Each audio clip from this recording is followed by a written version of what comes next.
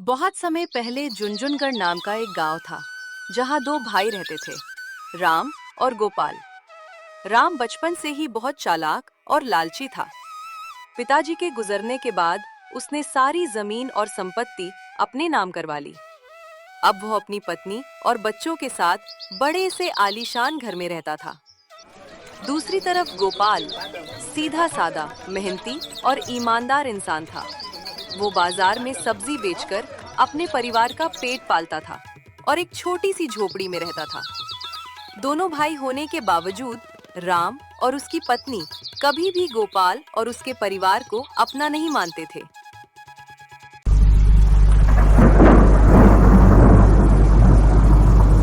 कुछ दिनों तक लगातार बारिश होती रही। बाजार बंद हो गया। गोपाल की सारी सब्जियां खराब हो गईं।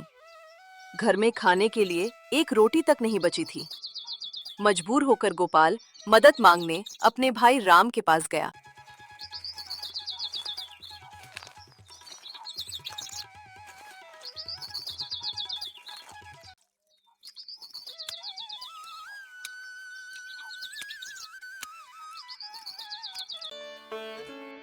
भैया, 2 दिन से बच्चों ने कुछ नहीं खाया, थोड़ी मदद कर दीजिए।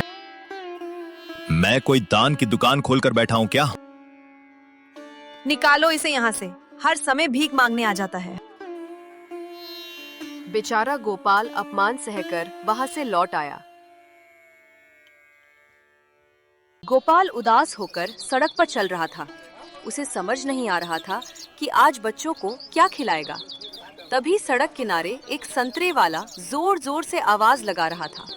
10 के दो, 10 के दो संतरे। लुट गया माल, लुट गया माल, तरकता भरकता माल लुट गया। भैया, मेरे पास सिर्फ 7 रुपए है। क्या 2 संतरे दे दोगे? मेरे बच्चों ने 2 दिन से कुछ नहीं खाया। ले जाओ भाई, भगवान तुम्हारा भला करे।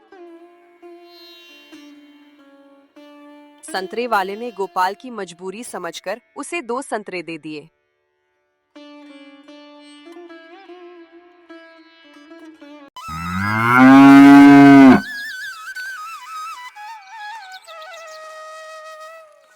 जैसे ही गोपाल घर पहुंचा, बच्चे संतरे देखकर खुश हो गए। लेकिन जैसे ही गोपाल संतरा छीलने लगा, मुझे मत छीलो, दर्द हो रहा है। कौन हो तुम?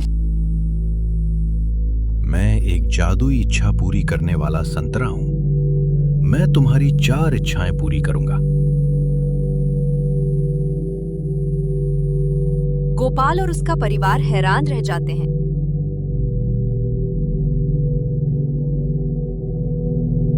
गोपाल ने पहले संतरे को आजमाने का फैसला किया। अगर तुम सच में जादुई हो तो हमारे लिए स्वादिष्ट लड्डू ले आओ। अचानक ढेर सारे लड्डू आ जाते हैं। वाह, इतने सारे लड्डू! फिर गोपाल ने अपने परिवार के लिए नए कपड़े मांगे। हमारे लिए कपड़े ले आओ। ये तो किसी सपने जैसा लग रहा है। अब हमारी आखिरी इच्छा, एक बड़ा सा घर। कुछ ही पल में झोपड़ी की जगह बड़ा सुंदर घर बन जाता है। अब गोपाल की जिंदगी पूरी तरह बदल चुकी थी।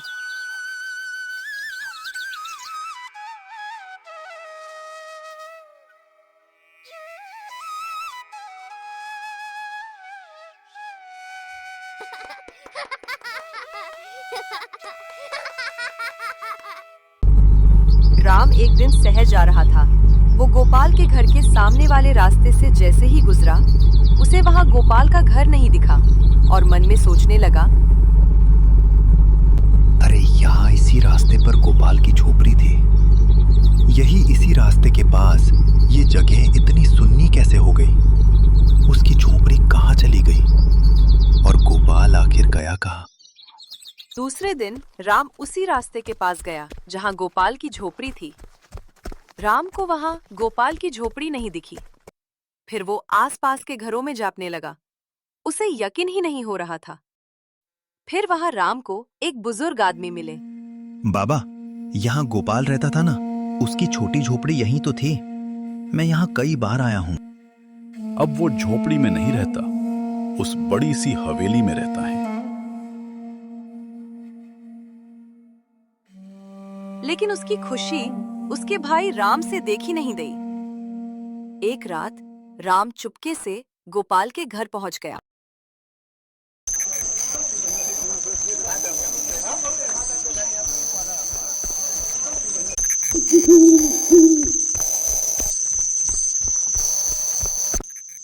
तुम्हारी वजह से आज मेरा परिवार खुश है। तो इसकी अमीरी का राज ये संतरा है। रात में जब सब सो गए, राम चुपके से संतरा चुरा लाया।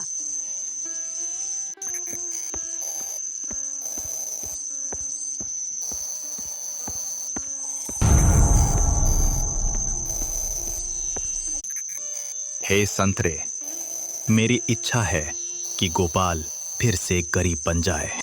मैं लोगों की भलाई करता हूँ, बुराई नहीं। अचानक उसका घर गायब हो जाता है और वो खुद गरीब बन जाता है। ये क्या हो गया? अगली सुबह गोपाल संतरे को ढूंढ रहा था। तभी उसने देखा राम अपनी पत्नी और बच्चों के साथ उसके घर के बाहर खड़ा था। मुझे क्षमा कर दो भाई, मैंने तुम्हारा संतरा चुरा लिया था। हमारे पास खाने को कुछ नहीं है। भैया अंदर आइए, परिवार कभी पराया नहीं होता। गोपाल ने अपने भाई और उसके परिवार को खाना खिलाया।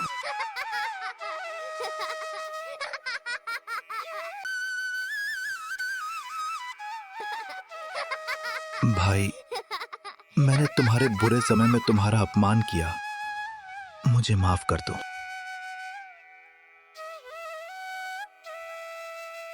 गलती इंसान से ही होती है भैया। उस दिन राम को समझ आ गया कि लालच और घमंड इंसान को बर्बाद कर देते हैं, लेकिन दया और अच्छाई हमेशा फल देती है। इसीलिए कहा जाता है, जो दूसरों का भला करता है, भगवान उसका साथ जरूर देते हैं।